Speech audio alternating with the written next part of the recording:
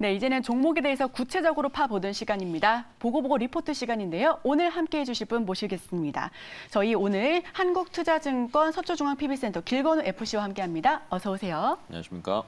네, 지금 처음부터 업황부터 한번 여쭤보고 싶은데요. 네네. 최근에 중고차 관련된 업황에 대해서 한번 여쭤보고 싶습니다. 작년에 케이카도 많이 올랐었고요. 골드만삭스가 담았었잖아요. 네. 그 덕분에 같이 함께 순환매가 돌았었는데 이제는 중고차 시장 더 큰 눈으로 바라봐도 되는지 여쭤보겠습니다. 네, 작년 같은 경우에는 사실은 이제 신차 판매가 계속 지연이 되다 보니까 중고차 가격 자체가 굉장히 많이 올랐었거든요. 그래서 이제 뭐 수급 자체가 그렇게 들어왔었다라고 본다라고 하면 이제는 정책적인 변화가 조금 있어서 수급이 바뀔 수 있다라는 관점으로 저는 보시는 게 맞다라고 보고 있고요.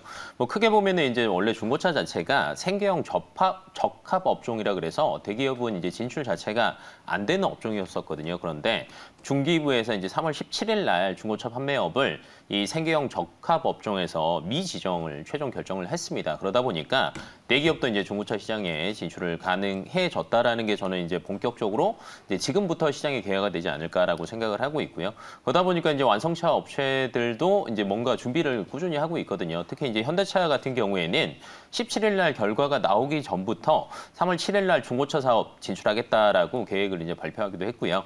롯데렌탈이나 이제 대형 렌터카 보유 업체들 같은 경우에도 기존에 이제 중고차 회사들한테 넘겼었는데 이 본인들이 가지고 있던 중고차 물량을 대상으로 인증 중고차 사업을 준비를 하고 있다라고 얘기를 하고 있으며 뭐 빠르면 아마 올해 4분기부터는 본격적으로 영업이 가능하지 않을까라고 이제 생각을 하고 있습니다. 그리고 중고차 시장이 사실은 굉장히 큰 시장입니다.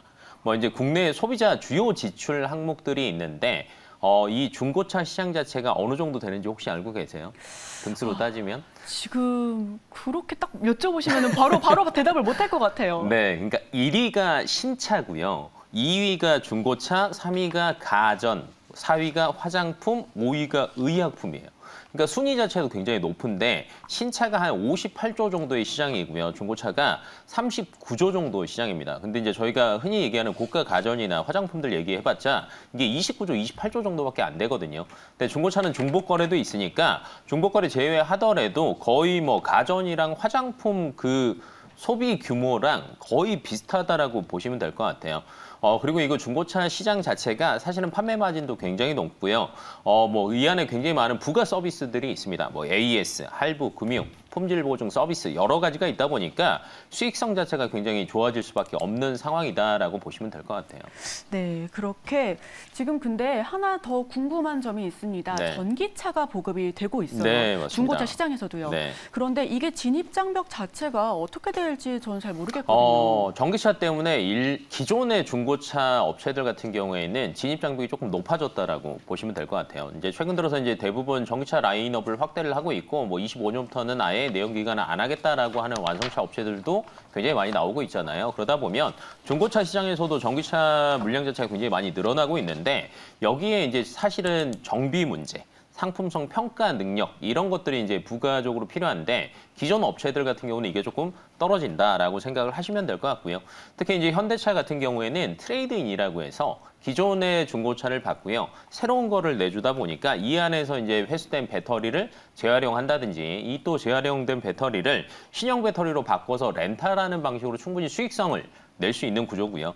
LG 에너지 솔루션 같은 경우에도 중고차 매매할 때 배터리 평가 결과 인증서를 또 발급한다라고 이제 얘기를 해서 이제 서비스 시범 운행 중이거든요. 그만큼 전기차에 대한 중고차 시장 자체가 조금씩 달라지고 있다. 그다음에 이제 렌터카 업체들 중에서도 이제 롯데렌탈 같은 경우에는 LG엔솔이랑 배터리 렌탈이랑 배터리 재활용 사업 MOU 체결을 또 했고요. K카도 SK온이랑 또 뭐 배터리 진단 인증 사업을 추진하고 있다 이런 얘기들이 꾸준히 나오고 있다는 것 자체가 이 중고차 시장에서 전기차가 이제 새로운 또 중심이 되겠구나 이렇게 생각을 한번 해보시는 게 좋을 것 같습니다.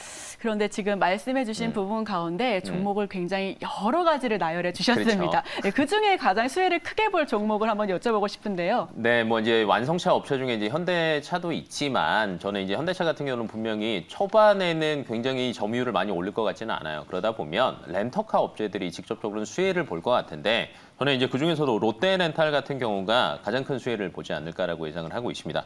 뭐 여러 가지 이유들이 있겠지만 우선은 올해 빠르면 하반기에 가장 먼저 중고차 사업에 진출하는 렌터카 회사가 될 것으로 예상이 되고 있고요. 기존에 사실은 말씀드렸잖아요. 렌터카 업체나 그다음에 카쉐어링 비즈니스 이 업체들로부터 중고차가 이제 중고차 시장으로 넘어가는 것들이 굉장히 많이 있었는데 21년도에 이 중고차 판매만으로 6천억이 넘는 매출을 또 달성을 했었습니다. 그러다 보니까 뭐 실질적으로 숫자가 찍히기 시작하는 기업 중에 하나다라고 보시면 될 것 같고 이제 중고차 판매 목표도 이제 어느 정도 가이던스를 제시를 했는데 25년에 중고차 판매 목표가 20만 대거든요. 이걸 수치로 환산을 한다라고 하면 매출액은 3조 정도 되고요. 영업이익이 1,000억이 넘어갑니다.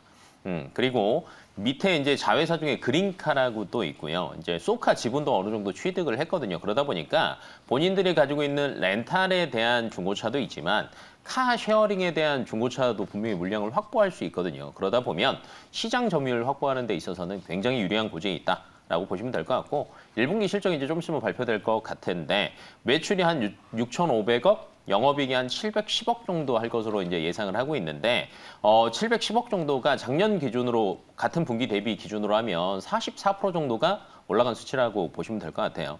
그리고 이제 올해 같은 경우에는 사실은 이제 중고차 물량 자체가 조금 줄어들 수밖에 없잖아요. 일반 시장에서. 그러다 보면 중고차 가격이 분명히 더 올라갈 것으로 예상이 됩니다. 그러다 보면 매매이익이 분명히 증가를 하기 때문에 올해 매출액이랑 영업이익은 더 올라갈 것으로 예상이 되는데 매출은 한 2조 6천억 정도 될 것으로 예상되고 있고요. 영업이익은 한 3천억 정도 전망을 하고 있거든요. 작년 대비하면 또 20% 정도 오른 수치여서 앞으로 조금 이 중고차 시장에서 뭐 롯데렌탈이 조금 어느 정도 비중을 많이 차지할 것으로 예상을 하고 있습니다. 네, 롯데렌탈의 비중에 대해서 말씀해 주셨는데요.